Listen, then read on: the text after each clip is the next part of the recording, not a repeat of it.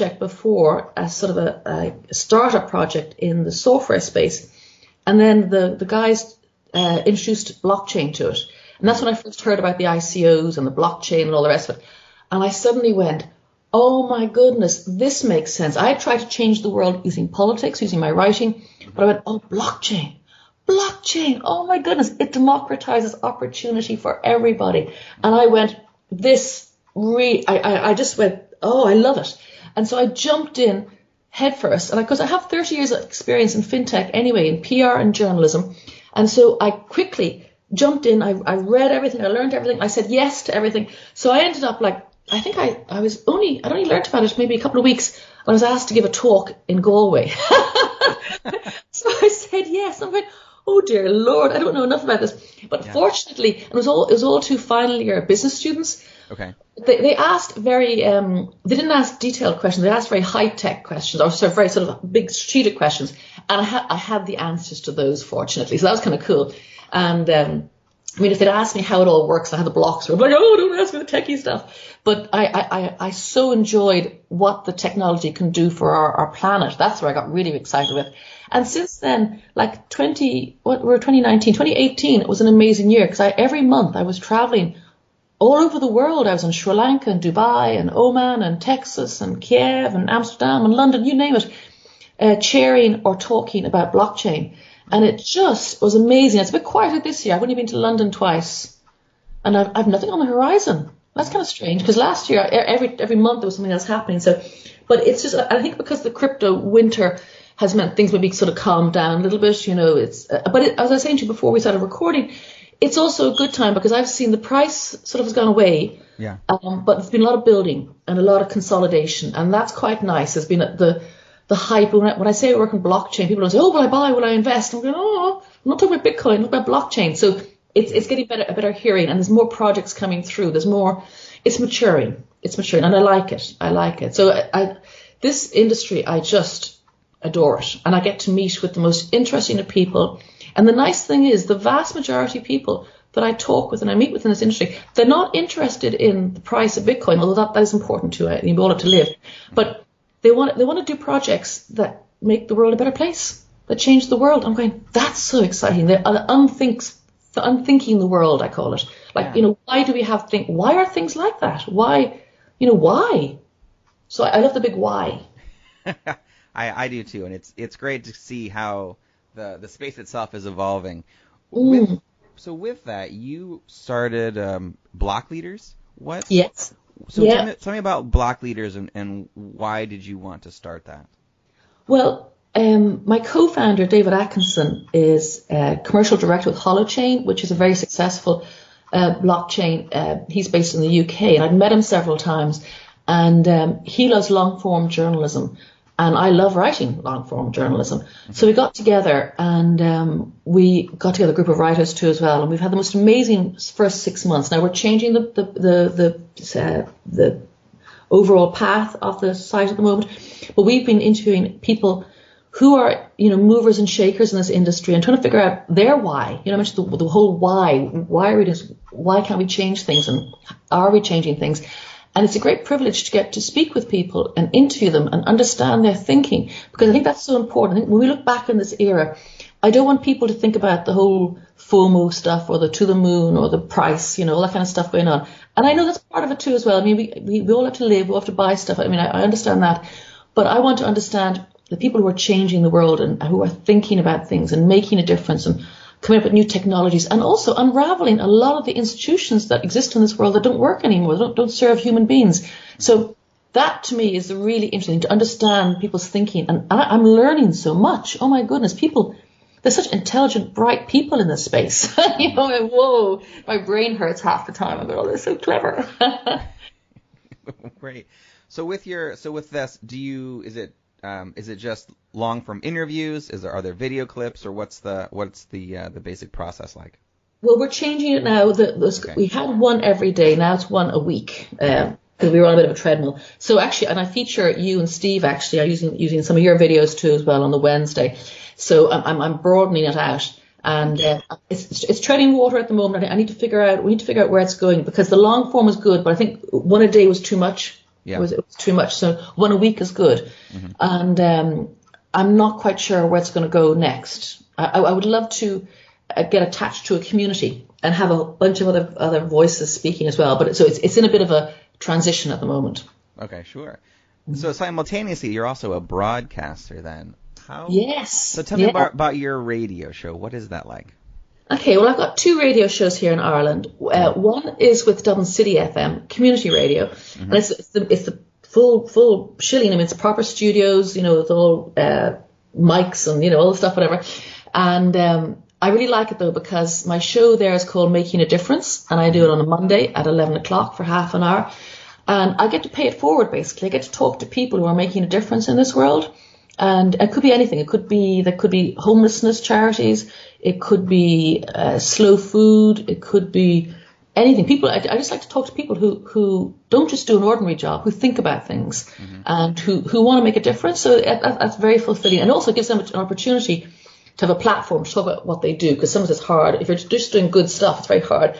If you're doing bad stuff, you can get on the radio, no problem. If you're doing good stuff, like the good news stuff, it doesn't always happen. So I'm very happy to do that.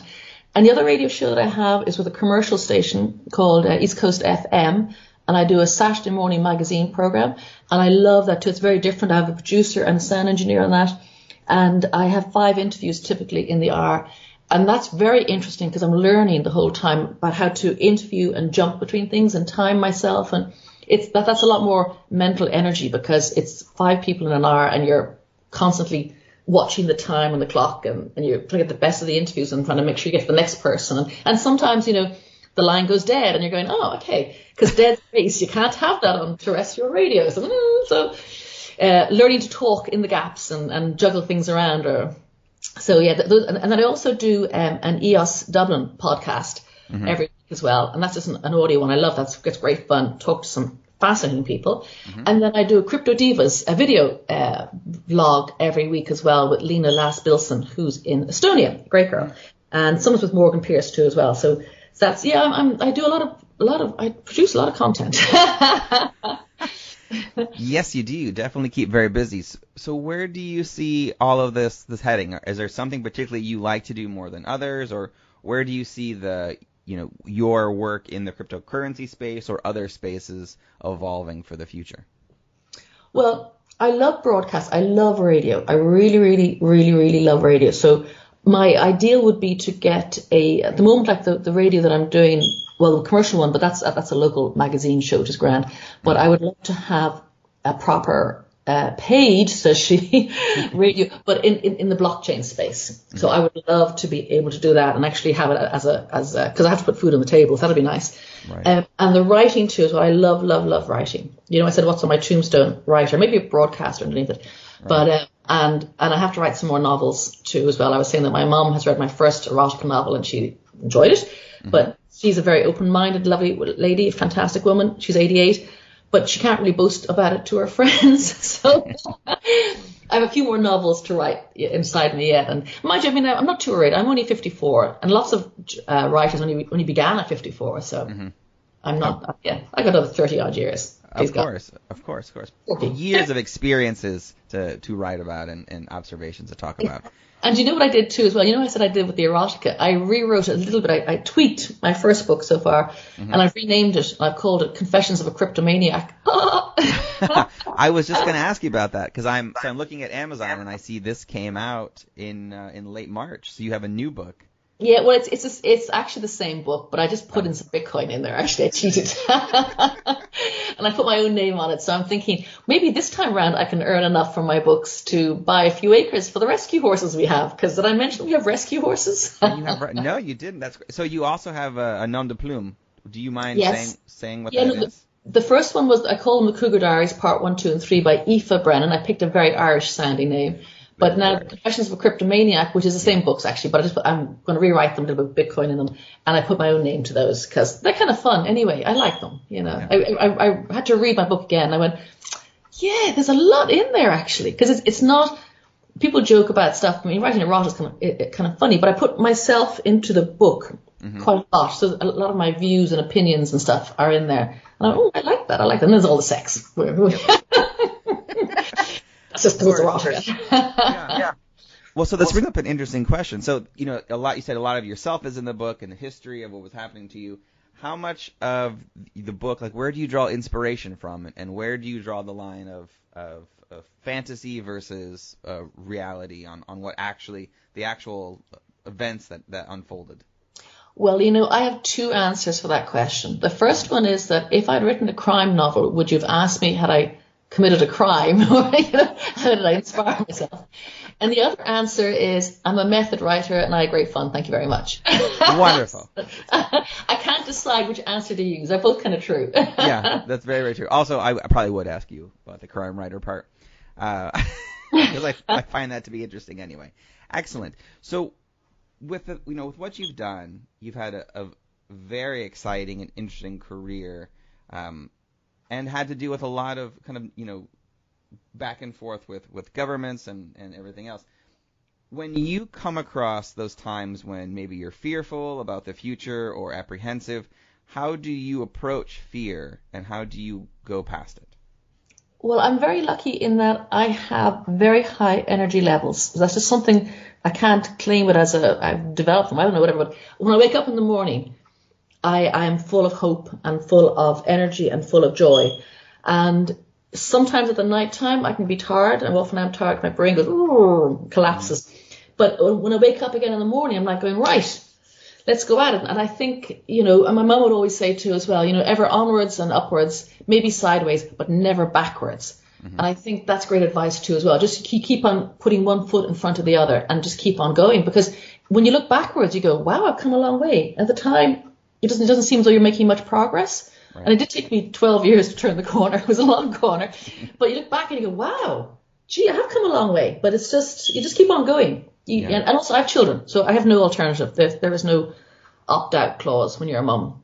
That's very, very true. Excellent. So with everything that you've done and experienced so far, what would you say has been the best advice that you've ever received? The best advice, and I don't know if it's fail faster. Mm-hmm. Fail faster. It's like from Samuel Beckett, the Irish writer, man of letters.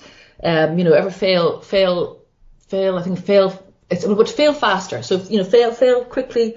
If you're going to fail, learn from it and move on and don't wallow. So I think the fail faster is the best piece of advice, especially since all of us go through tribulations in our life. We're all going to hit those mountains. Get through them as fast as you can. Or as Winston Churchill said, when you're going through hell, keep going.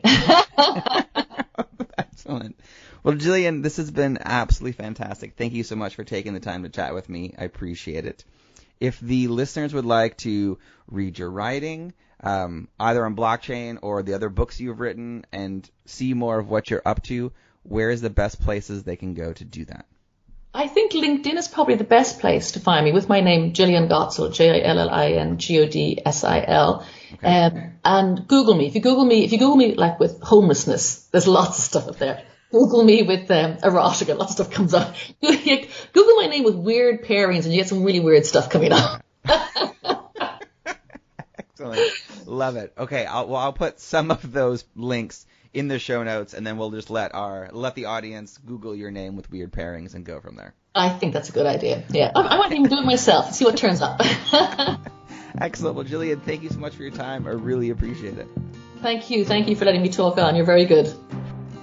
Thank you for listening to another episode of the Advance Your Art podcast. If you like this episode, please go into iTunes and give us a 5-star rating. And while you're there, hit the subscribe button so that every single time I release a new episode, it will go directly to you without even thinking about it. If you're interested in hearing older episodes, please go to advanceyourart.com where you can find the catalog of everything I've done so far, as well as contact information and projects I'm working on. Thank you again, and have a great day.